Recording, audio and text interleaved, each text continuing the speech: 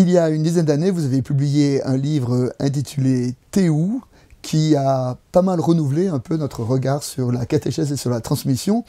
Est-ce que vous pouvez nous raconter comment vous en êtes venu à élaborer cette méthode que vous évoquez dans votre livre? Eh bien, j'ai passé 15 ans à Amsterdam, aux Pays-Bas, et mes 3 enfants y ont grandi avec la méthode Montessori, qui, moi, en tant que mère française, me faisait extrêmement peur. Je n'avais aucun repère, j'avais l'impression que les enfants n'apprenaient rien, qu'il n'y avait pas de contenu, et qu'ils n'étaient là que pour s'amuser, et j'étais assez désemparée. Et puis le repère qu'on peut avoir en tant que parent avec un programme et avec un lien avec les professeurs qui disent alors votre enfant ci, votre enfant ça, tout ça était inexistant. C'est l'une des raisons pour lesquelles on est venu en France, donc moi je suis française. Et là, mes enfants se sont révélés comme un poisson dans l'eau l'un et l'autre. Chacun selon son caractère s'est révélé entraîner toute la classe vers le haut, me disaient les professeurs.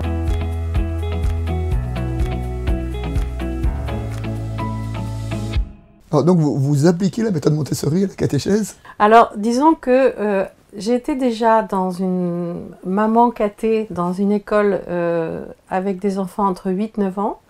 Et j'avais demandé, oui, je peux leur parler de ma foi et faire la catéchèse avec eux, mais j'aimerais bien catéchèse philosophie.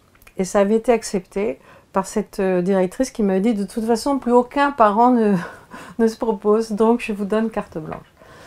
Et la maîtresse me disait, personne n'a jamais encore abordé la question de la catéchèse comme tu le fais, à savoir demander aux enfants, et pour vous, par exemple, et pour vous, qu'est-ce que c'est que Noël? Et j'attends.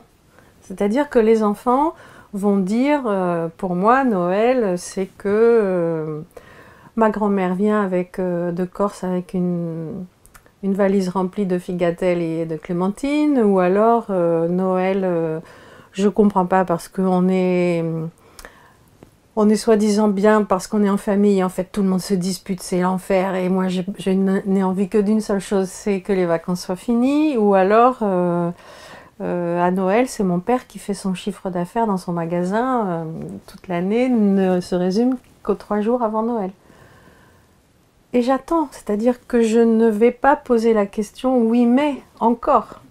Et c'est à ce moment-là qu'il y a un enfant qui, timidement ou pas, mais qui se démarque des autres et qui dit « mais Noël, c'est aussi Jésus. Il y a aussi quelque chose d'autre. » Et je lui demande « mais qu'est-ce que c'est Jésus pour toi ?» Et à ce moment-là, quelque chose grandit en lui qui n'est absolument pas scolaire, mais qui vient de son intimité, de sa relation, parce que c'est lui qui a attendu le moment de dire « mais c'est aussi Jésus ». C'est pas moi qui ai secoué le savoir des uns et des autres en disant « mais vous oubliez l'important, le principal. C'est une catastrophe que vous ne sachiez plus ça. » Et à partir de ces premières expériences, donc vous avez vraiment élaboré une méthode. Vous pouvez nous la présenter? Un enfant doit avoir une feuille blanche et pouvoir dessiner et écrire ce qu'il entend, ce qu'il pense, ce qu'il ne comprend pas. Et au début, les enfants sont perturbés parce qu'ils me disent « mais écrire quoi et dessiner quoi? Il n'y a rien sur le tableau. » Oui, je les engage sur un chemin non scolaire. Qu'est-ce que tu penses toi de ce qu'on est en train de dire? Qu'est-ce que tu repères toi dans la conversation qui t'intéresse vraiment? Dessine-le, écris-le. Et pendant ce temps-là, je parle avec les 3 ou 4 qui m'ont dit « oui, mais il y a aussi Jésus. » Ou alors « Jésus m'intéresse, mais alors vraiment pas du tout. Pourquoi ?» Et ces deux-là se mettent en conversation. Et il y a quelque chose qui naît et qui m'échappe et qui m'intéresse parce qu'ils sont tous les 2 ou tous les 4 au travail. Et donc j'ai compris que quand 2 ou 3 enfants parlent entre eux de quelque chose qui les passionne et la question vient de la conversation, il y a un moment qu'on repère très vite quand on est attentif, que j'appelle l'interstice. Et à ce moment-là, je peux me glisser et apporter un enseignement. Mais parce que c'est déjà chauffé, le contact est mis. Je ne peux pas démarrer et faire 300 km à l'heure sur l'autoroute si j'ai pas mis la clé dans le contact. C'est que les enfants discutent entre eux, et puis de temps en temps, vous intervenez dans la conversation, et pour apporter quoi? Ben, pour apporter l'enseignement que je peux avoir décidé, si jamais j'ai un groupe pendant une année, je peux dire, bon voilà, dans le programme, j'aimerais pouvoir faire les prophètes, l'Ancien Testament, tel et tel évangile, l'année liturgique, les 3 points importants. Je décide ce que je veux et je le case où je peux. Mais force est de constater qu'à la fin de l'année, je peux mettre une croix devant tout ce que j'avais décidé de faire au début de l'année. J'ai réussi à le transmettre. Mais au moment qui m'était proposé par les enfants eux-mêmes. Ce qui fait qu'ils disent c'était passionnant. Alors, dans votre système, vous dites que vous comptez beaucoup sur la parole des enfants et que c'est eux-mêmes qui abordent, qui apportent les sujets qui sont évoqués, qui sont partagés, mais pourtant vous proposez quand même un cadre assez structuré. Alors c'est exactement ce que je n'avais pas vu aux Pays-Bas et qui m'avait rendu tellement inquiète. C'est-à-dire qu'il faut un cadre, et le cadre c'est le déroulé de l'atelier. Un atelier démarre toujours de la même manière. On pose un cadre, c'est-à-dire que je demande à l'un des enfants ou des adultes, maintenant j'anime aussi des ateliers avec les adultes, on allume une bougie qu'on dépose près de la Bible. Pour moi, c'est le signe où nous rentrons dans une intimité fragile. Ensuite, on le pose près de la Bible parce qu'à un moment donné, on va ouvrir la Bible. Un atelier dans lequel on n'ouvre pas la Bible devient psychologisant. Les enfants le sentent tout de suite et ils disent on tourne en rond là, c'est nul.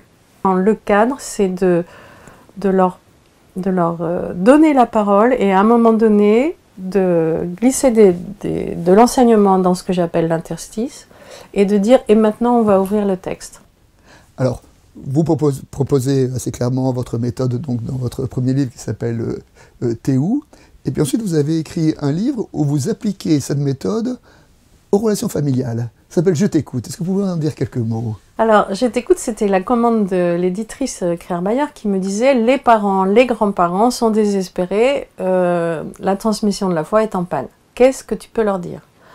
Donc, j'ai découpé ce livre, c'est un petit livre qui se lit presque sur la plage. J'ai voulu faire ça de manière très légère, mais très fondée aussi. Donc, j'ancre les 9 chapitres dans 2-3 pages théologiques. Parce que nous avons un enseignement à transmettre, oui. Et notre vie est en dialogue incessant avec la théologie. Pour la rendre digeste, il s'agit de, ce que je vous disais, partir de la question de l'enfant. Donc comment rebondir sur une question et comment non pas donner tout de suite notre réponse, mais faire que l'enfant rentre dans son propre labyrinthe et l'aider à se poser la question « Pourquoi ça t'intéresse? Et depuis quand tu te poses cette question? Et avec qui tu en as déjà parlé ?» Et donc là, on le fait rentrer dans son propre monde. Et puis, au bout d'un moment, lui va nous déstabiliser, parce que nous emmenant dans son labyrinthe, on va se rendre compte que nos repères ne sont pas les siens. Et qu'effectivement, il peut faire le détour par les dieux grecs. Ce qui ne nous arrange pas tant, parce que nous, on voudrait l'emmener dans le Dieu d'Abraham. Alors là, il faut faire confiance. Et il faut déposer les armes et passer à une autre confiance. Si nous croyons ce que nous croyons, alors l'Esprit Saint est là. Et il est autant dans l'enfant que dans notre cœur. Et maintenant, peut-être dernière question, c'est aujourd'hui, comment est-ce que l'Église institutionnelle, l'Église, les différents lieux d'Église, accueillent ce que vous êtes, ce que vous dites, et est-ce que vous rencontrez un écho ? Alors, je suis ravie de cet écho parce qu'il est non seulement inattendu pour moi, parce que je suis vraiment partie, comme je vous disais, maman cathée dans une petite école de Marseille avec des 8-9 ans. Ça m'échappe complètement. Maintenant, je vais en Belgique, en Suisse, je vais même sans doute aller en Grèce. Formidable. Mais entre-temps, ne serait-ce que sur le territoire français, je vais dans des écoles, dans des établissements scolaires, le primaire et jusqu'en terminale, mais je vais aussi dans les paroisses, je vais aussi dans les diocèses, et je vais aussi bien à Lille et à Roubaix et Tourcoing, parce que là-bas, il y a vraiment tout un... comment s'adresser à des enfants musulmans dans les écoles catholiques, Alors la plupart des profs disent moi je ne me lance pas là-dedans parce qu'ils vont m'égorger, c'est terrible. Dès que je parle de l'histoire, ils sont contre. Je refuse. En plus moi je ne suis pas moi-même croyante, donc comment est-ce que je vais m'emmêler les pinceaux dans toute cette histoire? Eh bien mon cadre donne une structure qui fait que on commence à faire parler les enfants, et en plus on ne les fait pas parler, peut-être j'ai pas dit ça, mais c'est très important, on ne les fait pas parler en leur disant « qu'est-ce que vous pensez de Dieu ?» ou alors « qu'est-ce que vous pensez de l'islam ?» Parce que là, personne n'a de réponse. Nous-mêmes les adultes, qu'est-ce que vous pensez du réchauffement climatique? Je ne sais pas.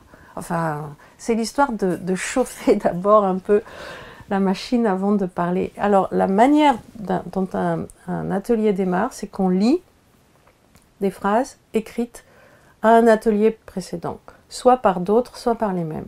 Et immédiatement, il y a une reconnaissance d'une parole déjà produite par un groupe qui fait que tout de suite, il y a un alignement. Ah oui, moi je pense quelque chose de ça, parce qu'il y a déjà un présupposé. Donc, dans les différents diocèses dans lesquels je passe, qu'ils soient très croyants ou, je veux dire, enfin, très pratiquants, qu'un diocèse soit vraiment... alors, ça peut être à Dijon, ça peut être à Nantes, ce sont des régions tout à fait ancrées dans le catholicisme. Mais ils ont le même problème que des régions de campagne où la foi est complètement délaissée. Qu'est-ce qui fait qu'ils ont le même problème? C'est parce que, justement, la méthode de travail ne fonctionne plus. La méthode d'enseignement descendante n'est plus reçue. Les enfants passent leur temps à se demander si ce qu'ils viennent d'entendre est vrai ou non. Alors ils tapent sur leur téléphone la proposition « Ah, c'est faux, Moïse n'existait pas, Abraham n'existait pas, historiquement ça n'a pas été prouvé. Ce que vous me racontez, c'est des bêtises. » Qu'est-ce qu'on répond à ça? Que cherchez-vous? Les deux manuels que j'ai publiés au mois de juin, l'un pour l'adulte et l'autre pour le jeune, mettent en situation et des messages écrits par des adolescents pour que l'atelier démarre, 2 pages de références bibliques pour que l'animateur, le chef d'orchestre de la parole, puisse rebondir sur des passages bibliques dont on disait tout à l'heure, ils marchent à tous les coups, mais encore faut-il les avoir sous la main. Et puis 2 pages de ressources théologiques ou profanes pour glisser cet enseignement dont je vous disais qu'à un moment donné, j'enseigne. Et que les choses s'ouvrent et rebondissent sur les questionnements des enfants. Agnès Charlemagne, merci de nous avoir fait partager votre travail et de nous avoir rendu visite à Regard Protestant Vidéo. Merci à vous.